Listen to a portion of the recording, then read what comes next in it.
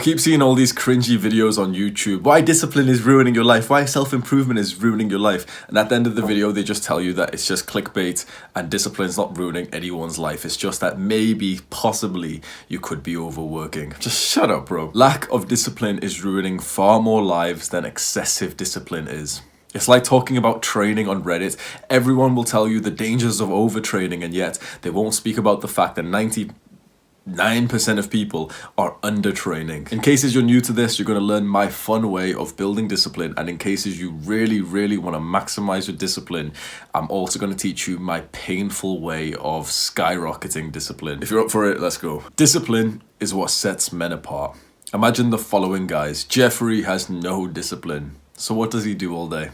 He jacks off, he's got 3 OnlyFans subscriptions, he watches a lot of Netflix, he goes onto social media and he scrolls and scrolls and scrolls. He keeps finding himself back onto YouTube. He hasn't made any progress, he hasn't been improving himself, but he does watch a lot of self-improvement videos.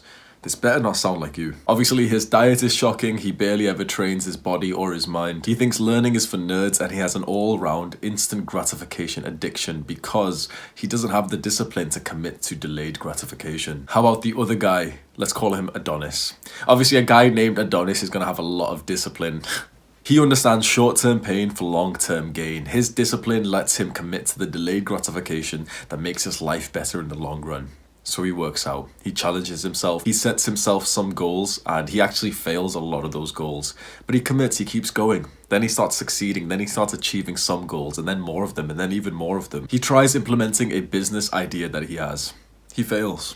Then he tries again and he learns from each and every failure. Adonis's discipline lets him commit and helps him push past the pain of delayed gratification. Without discipline, you set yourself up for the life like Jeffrey. Jeffrey will not go the extra mile, but he will be offended that he isn't at the next mile mark. Discipline gives you that grit to work even when you don't feel like it. Now, how many times have I said that? You must be able to do the hard work even when you don't feel like it.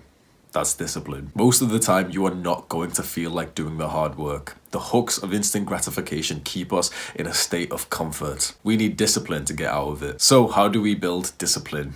I want you to imagine life as a video game. And in this video game, you have skills.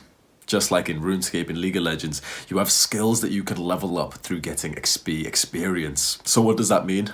It means that your discipline level is quite low right now. You are a noob. And so what does the noob do? Because I keep hearing from a lot of guys who are trying to help.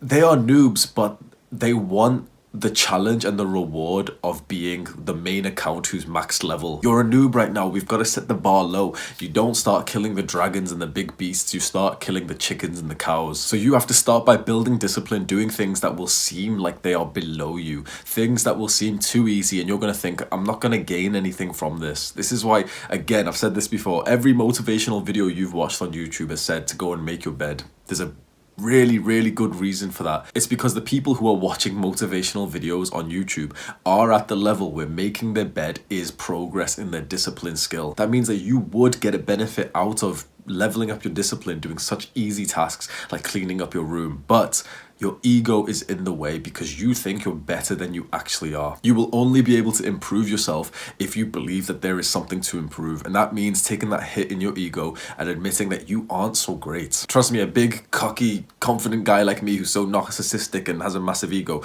I have to do this too. I have to write down and say where my failures are, where my weaknesses are, what I'm doing wrong, and that is how I can improve. You must be able to do the same. So discipline is built, it's leveled up when you do things that you don't really feel like doing. You don't feel like cleaning up your room, well, go and clean it up anyway. You don't feel like taking a shower because you're a scruff, well, go and take one anyway. But I don't feel like exercising today, well, go anyway. What you do to build your discipline is relevant to your current comfort zone, and it's just right outside of it. Most guys with that big ego, they're trying to push for something which is way out the side of it because they think, okay, if it's far out my comfort zone, if it's really hard to do, the rewards are bigger. That's true, but you are not doing those big actions anyway because you don't have the discipline to commit to them, because you're ignoring the foundational growth just outside of your comfort zone. And this, what I'm saying, sounds like an insult unless you've got a nice positive mindset, because if I was in your position 6, 7, 8 months ago, I was in your position and I was grateful for this. I realized, okay, the bar is set low, I'm pathetic right now. That means that I can literally make progress in my life by doing a push-up. I haven't exercised in a month. If I drop down and do one push-up today, that is progress. So then I did a push-up. But do you think I actually went down for one push-up and I only stayed for one push-up? Obviously not. I did 20. Then I did another set. This is why we set the bar so low, and I want you to start viewing this with some gratitude, okay? You fell off the wagon a bit, you know, your progress hasn't been so good, but that means that right now, to make progress, you can do pretty much the bare minimum. You haven't been meditating consistently, so if you literally take one mindful breath today, that is progress. That is something to be happy and grateful about, that you can make progress in your life, quite frankly, easily. And now this is how to skyrocket discipline. This is only for the guys who are truly up for it. This is difficult, and in my opinion, you have to be in good shape, physically and mentally, to attempt this. This is what I call chasing discomfort challenges. I do this about once a month. You set a challenge which you know that you cannot achieve, and then you go and achieve it anyway. The challenge has to be so difficult that you genuinely multiple times get the thought that I can't do this, I've got to quit, I can't do that much, impossible. Your mind has to think like that. This is how we really push past and we build some insane levels of discipline. I do this roughly once per month. The first one I did was in August. For the first time, I went camping in a thunderstorm. Truly a uncomfortable moment. Multiple times during it, I wanted to bail, I wanted to leave. But we didn't, me and my friend. And I walked away from that experience with a huge level of discipline. I have just camped in some of the worst conditions you could go camping in. Next time there's an opportunity to go camping and the weather isn't bad, it's not a thunderstorm, that's going to be easy for me because I've already pushed past that level. I've already built the discipline of doing something far harder. Another chasing discomfort challenge I did was running 10K. I've never ran anything more than 5. I literally just set the challenge and I did not believe I could do it. It took a while. I was running for like an hour straight without stopping. And I have flat feet as well. I'm naturally a very poor runner, but yet I did it. My mind was telling me that I couldn't do it, but I knew with the education and knowledge that I've gotten from this, that I don't have to listen to those thoughts of weakness. You don't have to feel like it. You don't have to listen to your feelings.